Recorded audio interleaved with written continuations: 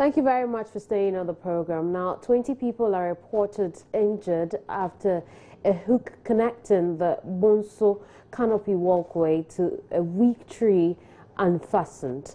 The incident happened last night when some persons decided to while away the holiday on the canopy.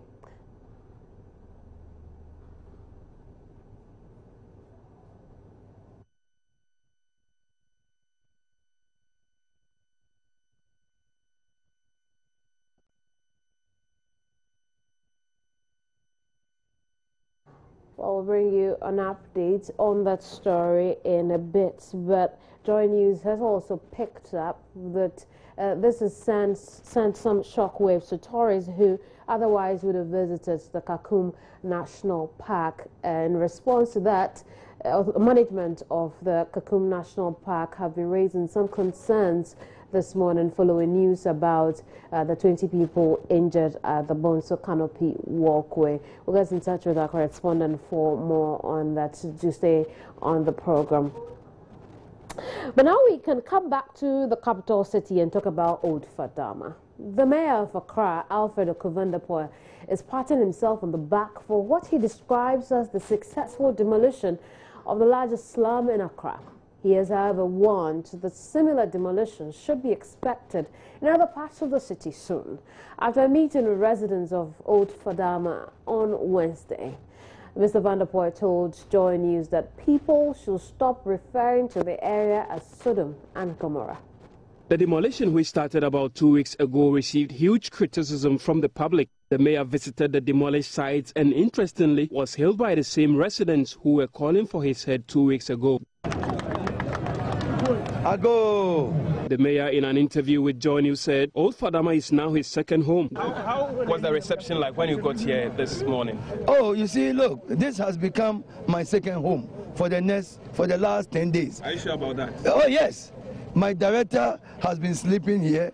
The police officers will be sleeping here.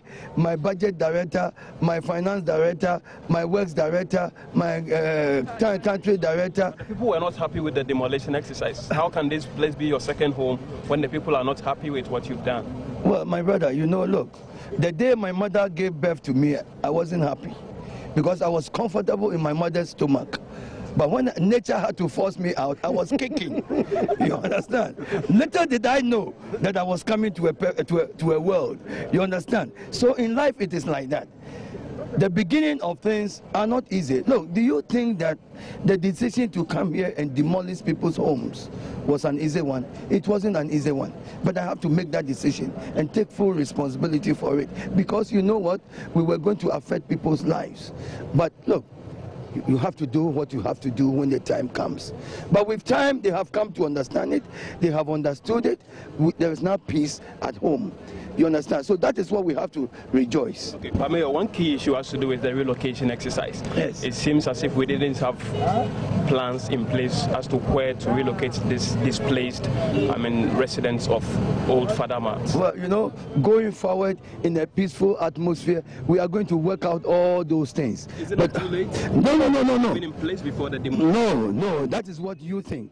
You understand? But from where I sit, at that point, when we needed to do what we needed to do, you don't have a minute to work out those things. The mayor has now outlawed the name Sodom and Gomorrah and says the area should be called Old Fadama. There is no more Sodom and Gomorrah.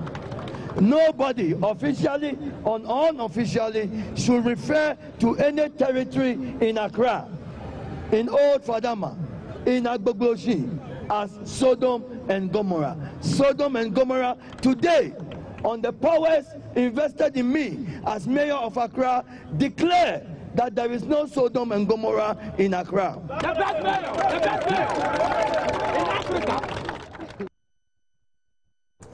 But some residents of the area who were affected during the demolition have been sleeping in the open since the exercise started.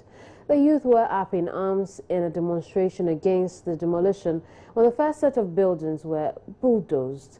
It is interesting that 10 days on, the same residents are singing a different tune. The rank and file and leadership of Old Fadama, including a chief, held the exercise on Wednesday. Now our brother He spoke to us now. Now he has stopped, which we have thanked God. God for the Ramadan. And you to thank God, we to thank God.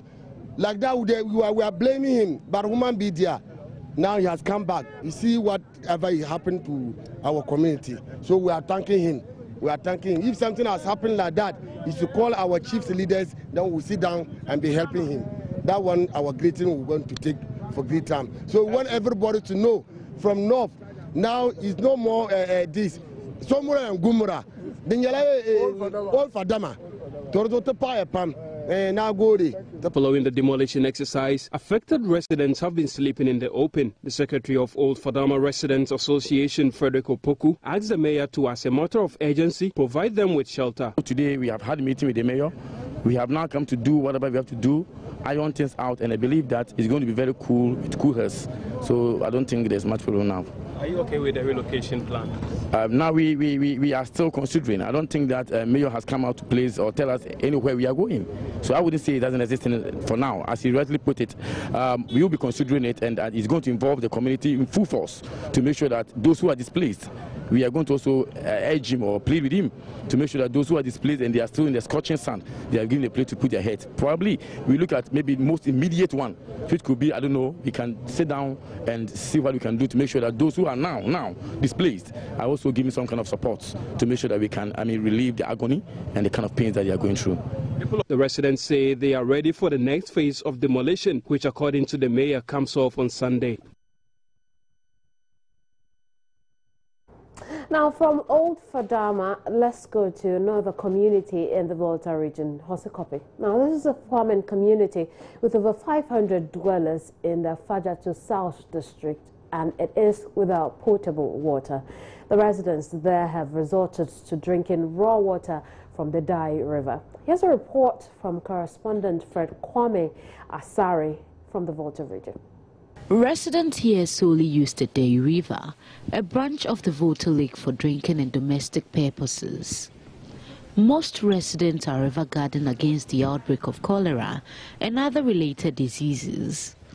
Measures employed include a decree that anybody found defecating in the open will be fined 20 Ghana cedis.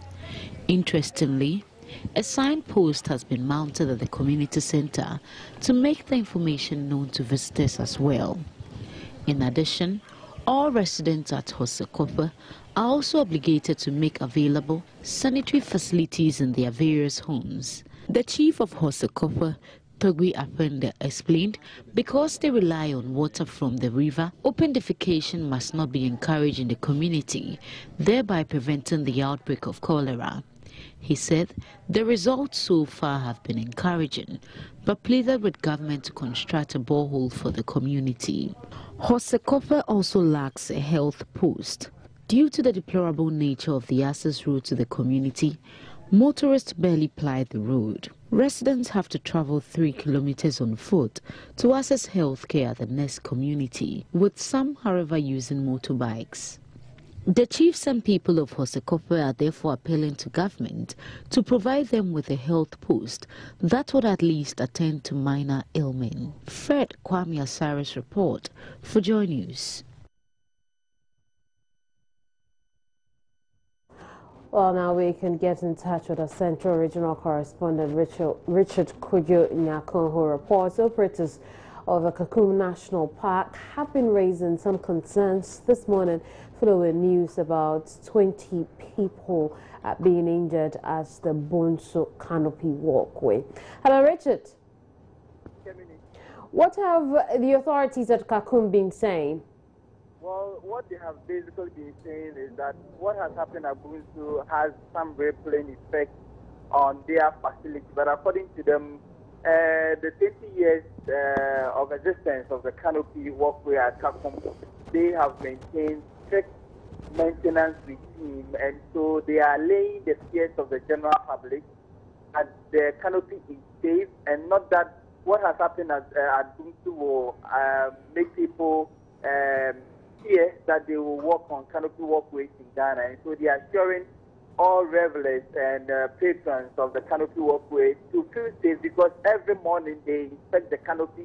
Engineers come on site and do everything possible to ensure that their safety is assured. And so they are expressing this kind of fear and worry that it is going to have some rippling effect on their facility. And so that is why they have organized this news conference this morning to allay the fears of revelers and people. Well, Richard, thank you very much for the report. We'll get more on this in subsequent broadcasts. Time now for some business stories. Don't go away.